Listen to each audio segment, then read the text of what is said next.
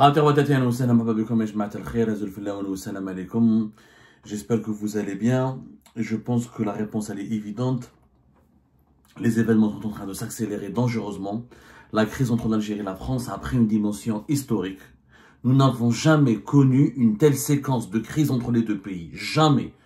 Il y a eu des crises entre les deux pays, mais il y a eu des séquences avec une telle intensité et surtout une telle dangerosité. Nous n'avons jamais connu cela. Le ministre de l'Intérieur français, Bruno Retailleau, vient de réagir officiellement, aujourd'hui même, et de cela à peine une heure, au moment où je vous parle, au moment où nous allons mettre en ligne cette émission. Bruno Retailleau, le ministre français de l'Intérieur, vient de réagir avec une brutalité assez inquiétante.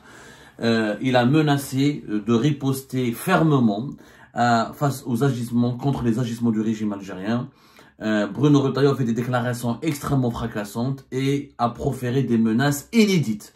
Je dis bien des menaces inédites contre l'Algérie dans les relations actuelles, dans les relations bilatérales entre les deux pays depuis l'indépendance de l'Algérie. Nous n'avons jamais connu, encore une fois, une telle poussée, malheureusement pas d'adrénaline, mais une telle poussée d'animosité. Une telle poussée d'animosité. Alors le ministre de l'Intérieur français, comme c'était prévu, je l'ai dit ce matin, le renvoi par l'Algérie d'un délinquant, d'un influenceur dangereux qui appelle au terrorisme, qui appelle au meurtre, qui appelle au crime, va vraiment être ressenti comme une humiliation par la France. Et la France se sent humiliée. Il le dit lui-même, le ministre de l'Intérieur français, aujourd'hui le 10 janvier 2025, en déplacement à Nantes, en France. Il a clairement déclaré: je pense que nous avons atteint avec l'Algérie un seuil extrêmement inquiétant. Je dis, nous avons atteint avec l'Algérie un seuil extrêmement inquiétant. L'Algérie cherche à humilier la France, dénonce Bruno Retailleau. On voit bien que l'Algérie cherche à humilier la France, il a déclaré lors de son déplacement où il a rencontré la presse à Nantes.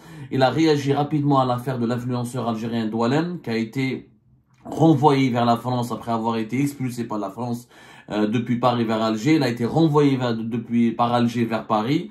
Un jeu de ping-pong qui a énormément humilié et qui a énormément énervé les Français. L'Algérie a interdit d'accès à son territoire à un ressortissant algérien. C'est stupéfiant, c'est vraiment stupéfiant. Je ne connais pas de pays qui ont fait de même. Je n'ai pas eu d'exemple récent ou ancien d'une situation aussi loufoque, où un pays interdit l'accès à son territoire, à son propre citoyen, à son propre ressortissant, alors que Dabouala n'est pas un migrant sans papier, il a des papiers, il a un passeport algérien, et encore une fois, c'est un Algérien reconnu, il le dit lui-même, c'est un partisan du régime algérien. Il crie tout le temps: bon, tu ne peux pas douter de son identité. Il n'y a pas de laissez-passer consulaire. Là, c'est un Algérien. Ce n'est pas comme le cas d'un étranger sans document d'identité. Qu'est-ce qu'il a dit au ministre de l'Intérieur français? Je veux dire ma stupéfaction. Je pense qu'on a atteint avec l'Algérie un seuil extrêmement inquiétant. Selon Bruno Retailleau, l'Algérie elle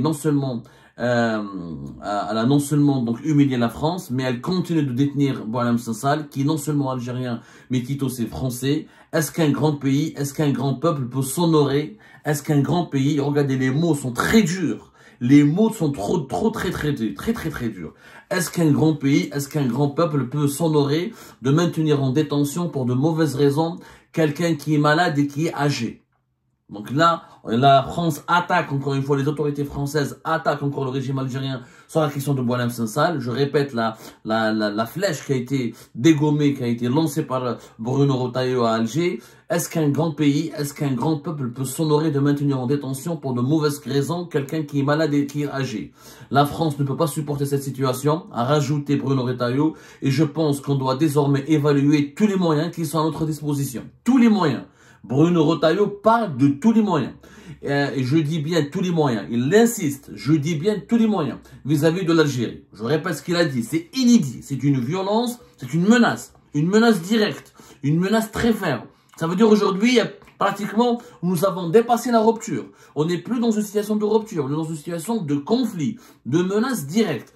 J'ai rarement vu, je ne me souviens pas d'avoir lu ou d'avoir vu depuis l'indépendance de l'Algérie un haut responsable français, un ministre français, ministre de l'Intérieur, un département régalien qui menace aussi fermement, aussi directement et aussi durement l'Algérie.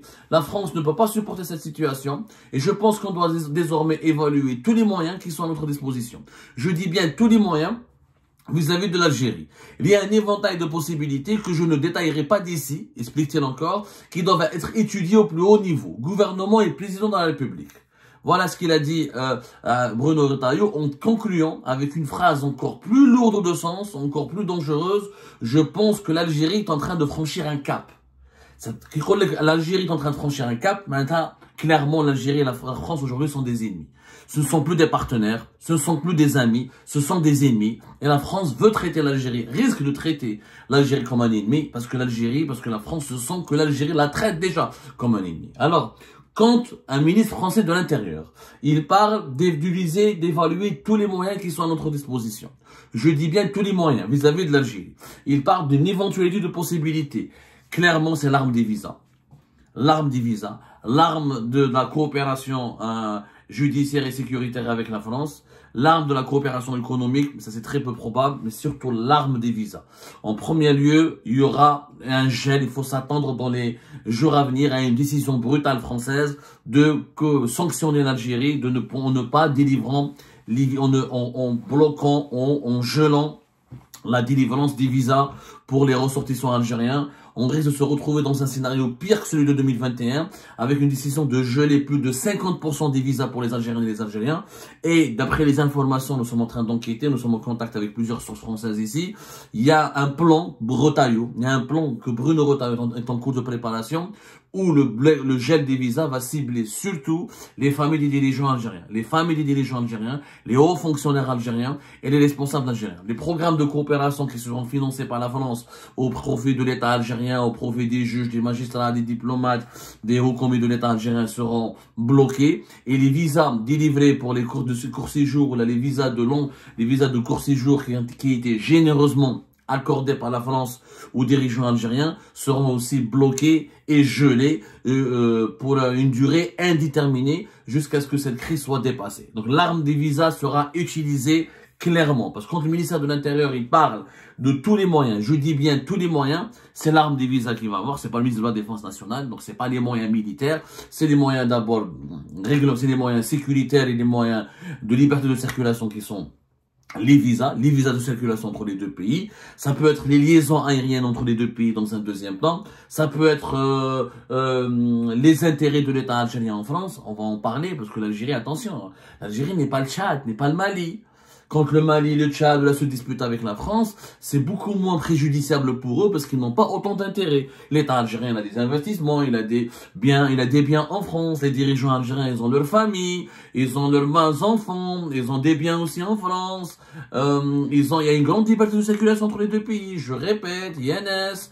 Ben vous avez du mal à comprendre l'intensité des relations algéro-françaises.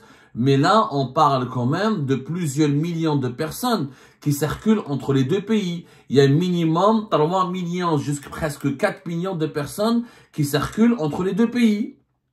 3 millions et quelques, ça peut aller jusqu'à même 4 millions de personnes. C'est énorme. Je parle des liaisons entre les liaisons aériennes et maritimes. On est dans les 4 millions et quelques de personnes qui circulent entre les deux pays. C'est énorme. Il y a plus de 200 000 Algériens qui obtiennent le visa Schengen pour la France, le visa Schengen depuis la France chaque année. Donc les implications sont énormes. On a des intérêts financiers, il y a une grande communauté algérienne qui est en France, il y a des intérêts économiques français importants en Algérie, il y a des intérêts économiques algériens importants pour la Algérien en France. La France est un bon client pour le gaz et le pétrole algérien, entre autres. Elle fait partie, après, elle est derrière l'Espagne et l'Italie, mais quand même, avec la Grèce, le Portugal et les autres pays encore, elle fait partie des plus importants clients algériens. Les plus importants clients pour le gaz et le pétrole algérien.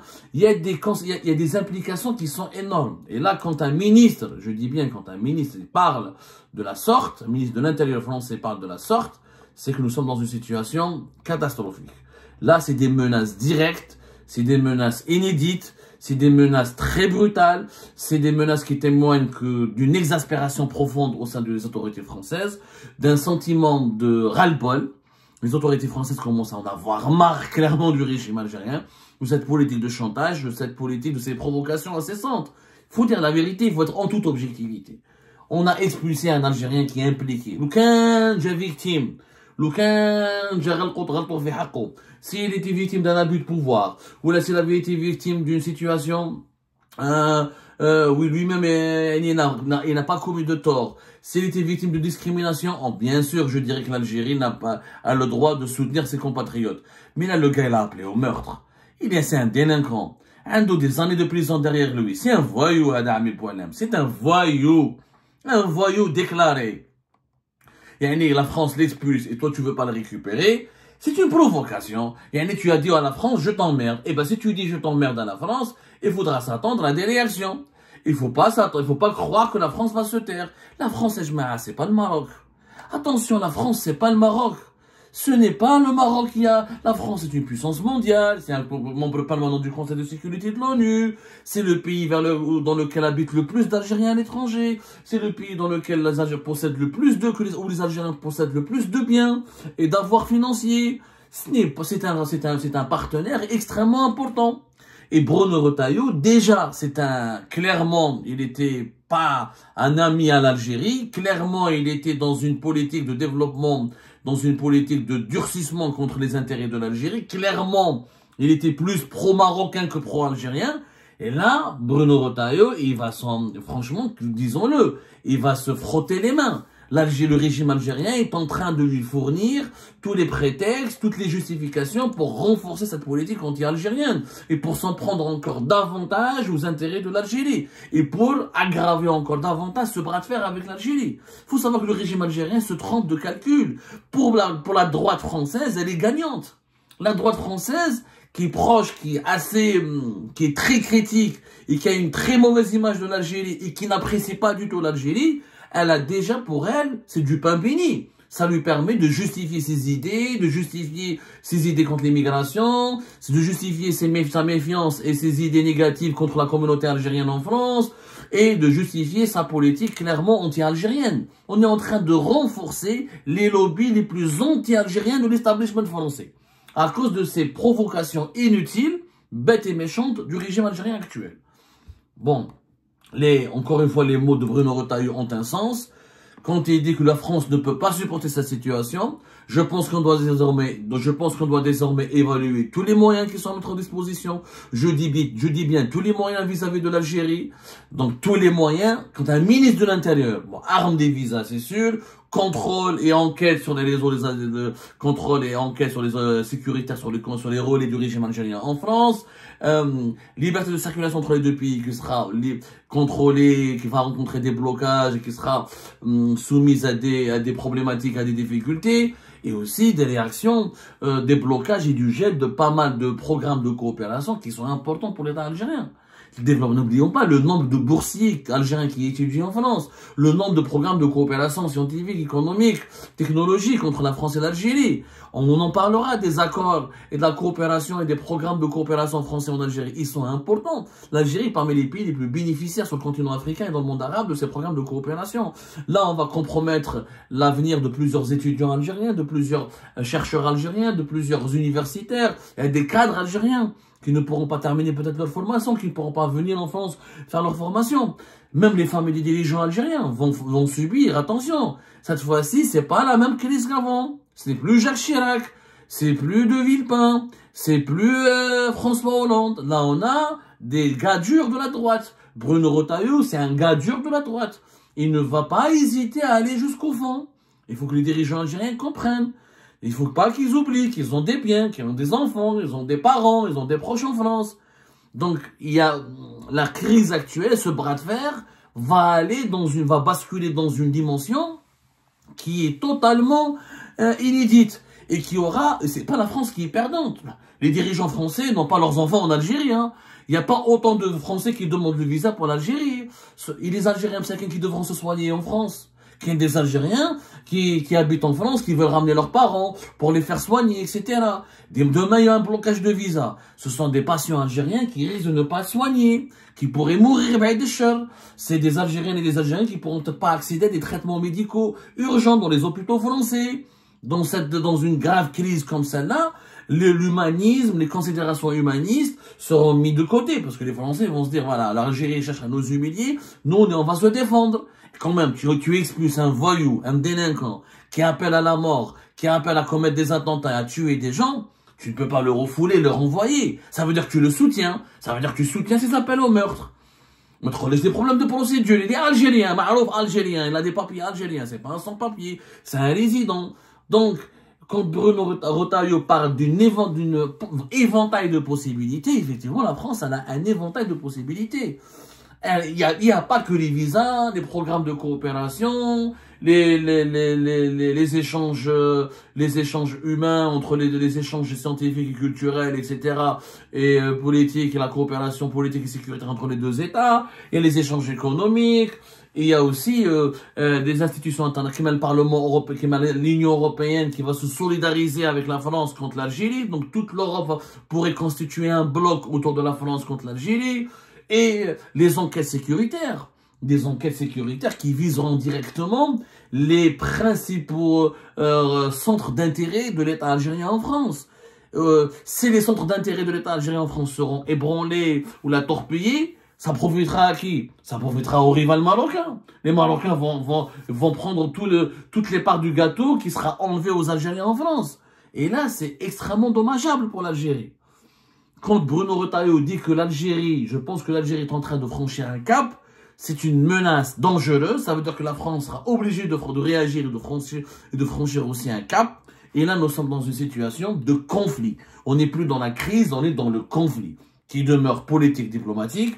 Il ne sera pas militaire, impossible qu'il sera militaire. Mais déjà, le fait qu'il soit politique et diplomatique, il aura de graves conséquences sur les Algériens et les Algériens, et sur les intérêts suprêmes de l'État algérien. Et c'est l'Algérie qui sera le plus perdante. L'Algérie, elle est plus perdante que la France. Il faut arrêter de croire que la France, c'est l'Algérie qui a plus besoin de la France qu'autrement. Autre chose. Tu veux pas demain la France, tu veux pas lui vendre ton gaz, elle va acheter du gaz ailleurs. Tu veux pas acheter ton pétrole, elle va acheter du pétrole ailleurs. C'est 8 à 9% des besoins français en termes de gaz, l'Algérie, le gaz algérien. C'est pas plus que cela. Donc il faut vraiment attention. Il n'y a pas le nombre incroyable et important et considérable d'Algériens qui se déplacent entre les deux pays, entre la France et l'Algérie, et qui ont besoin, qui ont des attaches avec l'Algérie et la France à la fois. Ces gens-là vont beaucoup en pâtir et ils vont subir les conséquences directes de cette riposte française, de ces mesures menaçantes qui est en train d'évoquer Bruno Retailleau. Et là, j'ai l'impression que, malheureusement, le régime algérien n'est pas en train de... Il confond la France avec le Maroc. Attention, la France, c'est pas le Maroc. La France, c'est pas le Maroc.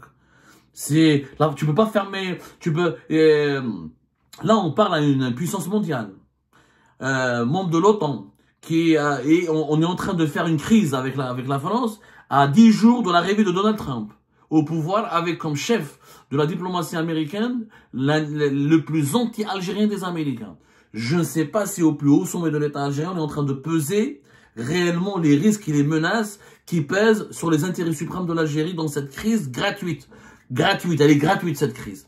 Si la France avait violé, persécuté, touché aux libertés fondamentales, aux droits élémentaires des Algériennes et des Algériens qui sont sur son territoire, je dirais oui. La réaction algérienne, elle serait totalement justifiée. Ce n'est pas le cas. Là, la France, elle s'attaque pas à des Algériens intègres et honnêtes, elle s'attaque à des partisans du régime algérien qui appellent à la violence. Elle s'attaque pas à tous les partisans du régime algérien. Elle s'attaque aux partisans du régime algérien qui appellent à la violence, au terrorisme et au meurtre. Et elle veut les expulser. Elle ne demande pas à ce que tous les Algériens quittent la France. Elle n'enlève pas les droits sociaux ou elle ne touche pas aux libertés fondamentales de toute la population algérienne qui vit en France. Donc là, la radicalité du régime algérien est en train de faire basculer la crise avec la France dans une dimension extrêmement dangereuse et inquiétante.